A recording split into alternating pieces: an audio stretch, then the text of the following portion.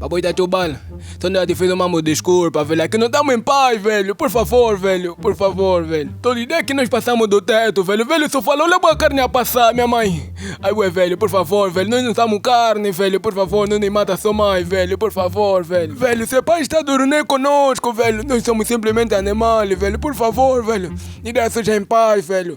Podemos te trazer galhando de seba, velho. Mas nem deixe em paz, velho. Nós não somos carne, não somos costoleta, velho. Chato, Bala, vocês deixam que então nesses gatos? Até os gatos não estão em paz, olha assim então. Meu negócio é o alimento desses gatos, meu nega. Desde que descobri que gato se come, pauso sempre com uma libangô no meu teto, meu nega.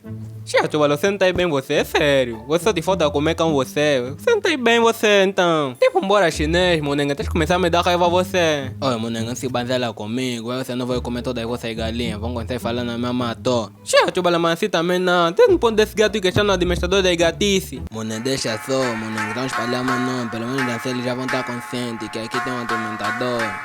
A Tubal.